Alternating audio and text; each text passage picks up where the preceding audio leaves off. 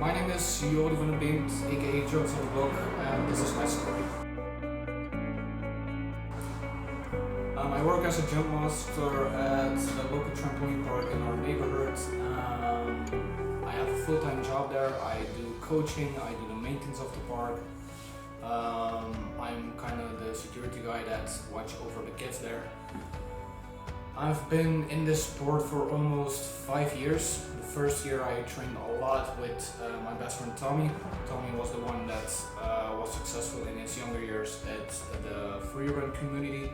So we had a lot of knowledge and a lot of skills that I didn't have at that time.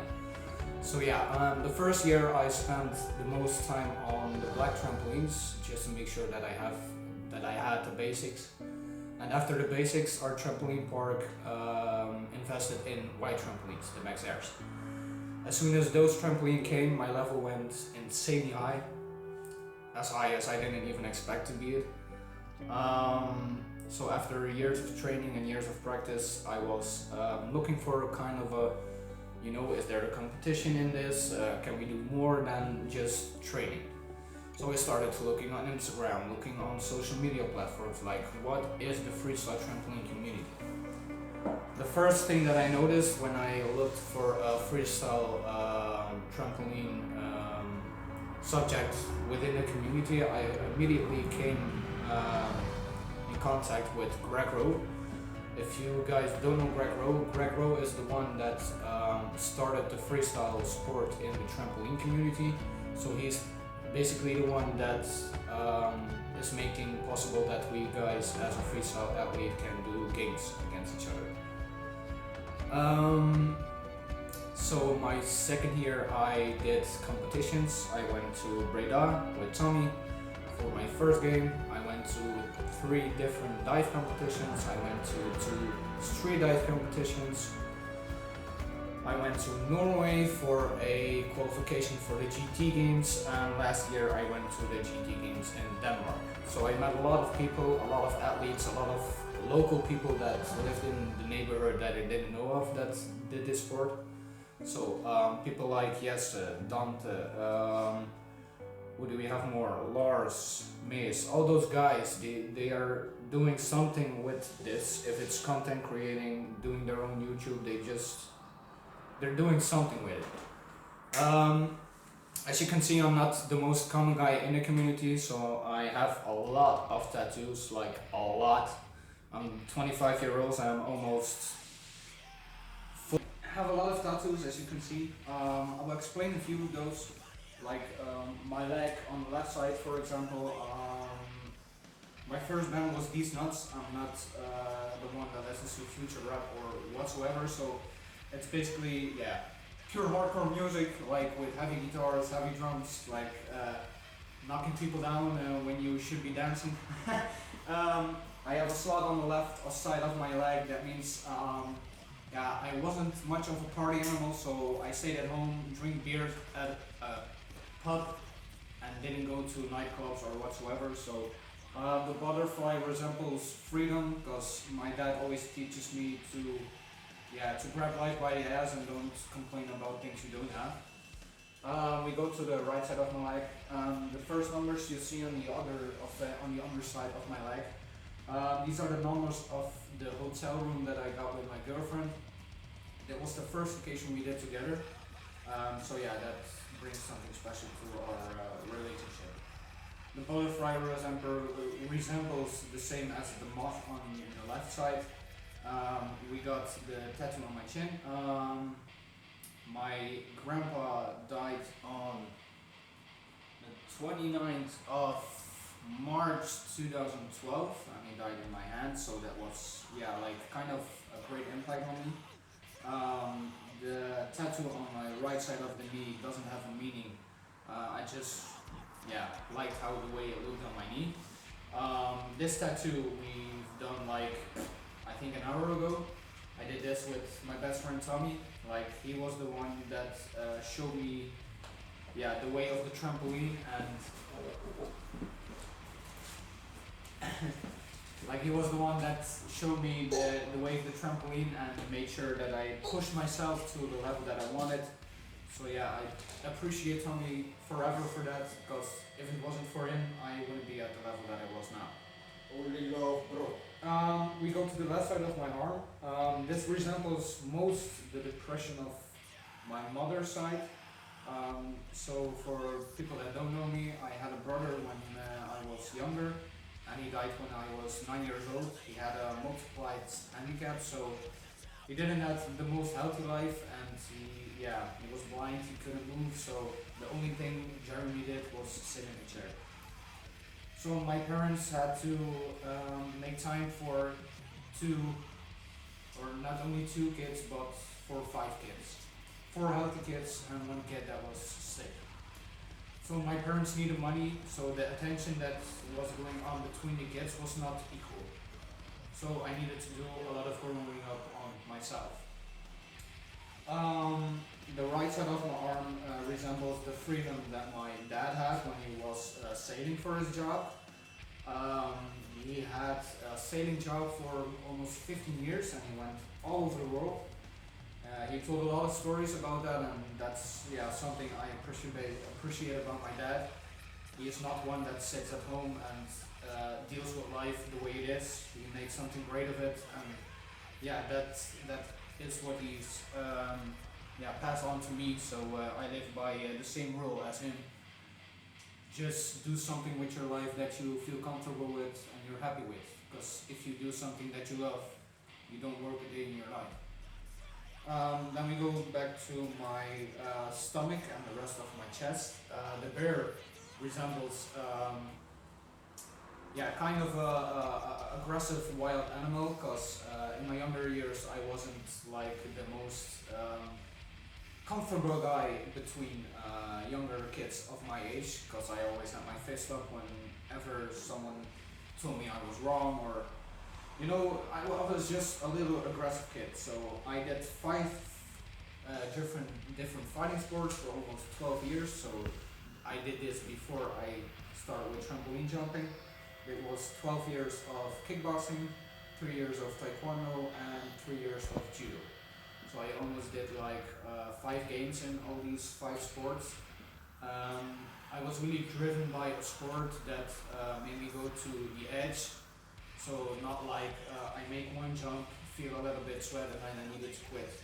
Like I was trained with the kickbox period. My trainer was not my motivational coach. He was my drill instructor. Like he teaches me to go over that line that normal people say I can't anymore. I'm about to puke.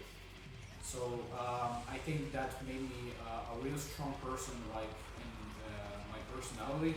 So Tommy knows who I am. A lot of people around me know who I am. So I'm kind of a tough guy, but I have this little heart inside. We go farther back to my lower back and the right side of my shoulder. The one you see on top is the first tattoo that my dad put on my body. So I was 14 years old, so I started really young, so that's why I'm as cool as now. And on the lower back I have the name of my brother that passed away when I was 9 years old. We skip the tattoos for a bit. We go on with the story that how did I became the one that only can do a backflip to the one that communicated every day with Greg Rowe, the one who started the freestyle community. So as I said in the last previous part, I trained for the first year only on black trampolines, so only garden trampolines. Then my company decided to make space jump a little bit more different than other parts, so they wanted a high performance. 4 trampolines that were not black but white. So you can get more air on it, you can use more power, like it was just an improvement for skills. So Tommy and I trained like almost 365 days. So like if you grab a whole year, and we had shifts like from Monday to Friday from 9 o'clock to 5 a.m. And if we were done at 5 a.m., we still would be at the park for 4 hours to just train our stuff. To like We had periods that we would work 21 days in a row, and then we would train as hard as we could. But the first period of space jump, so from 2016 to 2017, was the greatest year that we had. So we like 8 doubled our profit that we made with this park. So yeah, the company owner, the investor, they were really happy. Like, we built a concept in the south of the Netherlands where nothing was really going on, and there we built a trampoline park that blew up like in the whole region. So after that I did competitions, and I got good. I got the feeling that I had when I did my fighting sports, you know, the passion for the sport, like waking up, go early, like make sure that you have your training done, like like just push yourself to that level that you say like, alright, I started here, but I wanted to be like at the top of the top, like no excuses, just be at that top. Like that was my main goal for 4 years. And I stick with that. Like for 4 years I didn't do anything. Like going out with friends, going out to clubs. I almost spent 4 to 5 years of my life on a white trampoline, 7 days a week for 4 years. So I am really dedicated to the sport. So yeah, we had the cross games, the GT games, tree diving, X diving, like all these different kind of sports that were in the freestyle community. They were available. Like I didn't have to only jump on a trampoline. I can do this from a diving board. I can do this from a high building to a cushion. Like I didn't even know that these things were possible until I looked for it. And after a while, so after I finished it at the GT games, I was a little bit of concerned because my main goal was to be at the top, and the GT games are only the 150 of the best athletes that are in the freestyle community. They battle against each other. So I made it again. I guess it was like top 20 of the 2 best tricks, and for someone to be in the south of the Netherlands and only training for such a short period of time, like that was the biggest achievement that I made during that sport. For at a totally different level than me, that had way more years of experience, but I was there. It would be a higher step after the GT games. Like, what could I do as a person to make myself even greater than competing at the GT games? So I started to talk with people. A lot of the opportunities came. Like I am just a few weeks member of the cross jump vlogs. Like 2 guys worked there. They got different paths in life. So one worked at a auto repair shop, and the other one went to England. So the owner of the trampoline park was like, I need you guys. I know you guys from the start. I do this with Milko Abrams. Milko Abrams is a great friend of mine. He's a professional gymnast, so he's not a freestyler. Like 1 foot in the freestyle tricks and 1 foot in the traditional tricks.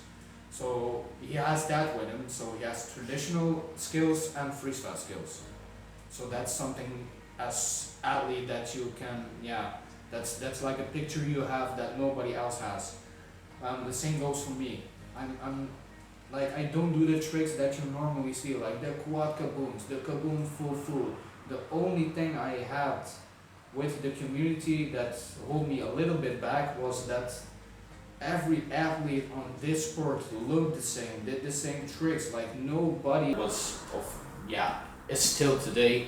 The people did too much of the same. Like the only thing I saw for 3 years were kabooms, and nothing else than kabooms. So I searched for a different path, like what could I do to make myself like an individual in the community. So I started to make creations with my breakdance background, like with my fighting background. Can I do something with kicks? Like what could I do to make myself a whole different person in the community? So I started training a different way. Like more of a creative way. So in the ways of the trampoline and competitions I did, the main reason that kept me going was the creativity. I had so much creative tricks than all the rest of those guys. Like yeah, I was set, like this was the time to make my move. So a couple days later, I received a message from Greg. I sent him a video of my best tricks that I had for the last 2 years. So yeah, to make it short, I'm officially a member of the FTA creator group. He's going to be a really good asset to us, and I think he has a unique style, and this is a point worth noting for you guys. They all look the same, they said. They want something different. They said we need to get a girl for somebody that fits the picture of the stereotype that they are selling as well. So Jordy's got the ink and the tattoos and stuff like that, meaning he automatically is distinguished in the freestyle community, right? Because there's no one else that I know that has tons of tattoos and stuff like that that is actually professional. What we do is yeah, making sure that the community goes out like, this is what we do, this is what we could offer you, and this is what we're gonna do in the future. So Greg is a really helpful person in that area. So business-wise, we have a lot to thank for Greg, and content-wise, Greg has a lot of thank to us. So yeah, the community is going to be more in a team than it was more individual. So that is what Greg was looking for. So yeah, we talked for a bit. I got an opinion of Greg, like what he thought of me. I gave an opinion of what I thought that Greg was doing right now with the freestyle community. The goal that was set to be first join the GT games, it's much further now. And yeah, the first step is already made, and the more steps I take, the closer I get to the goal where I want to be. You have something to yeah, look forward to work to, like just make sure that you have enough plans, make sure that you do everything it takes to go where you want to be. Like, I'm the biggest example. I started with one backflip and look where I am now. Like, it's a whole different world where I am. So yeah, I'm grateful for that, and I've yeah, let a lot of things go for the sport that I do now. So yeah, and this was kind of my story. So yeah, I want to thank all the people that trained with me. Special thanks to Jochen, special thanks to Greg, special thanks to Space Jump, special thanks to Tommy. Yeah, I can only grow bigger from that. This is not the last that you're gonna see from me. I'm only gonna grow from here on. So yeah, just wait and see. I'll be there. You will know my name at the end of the day.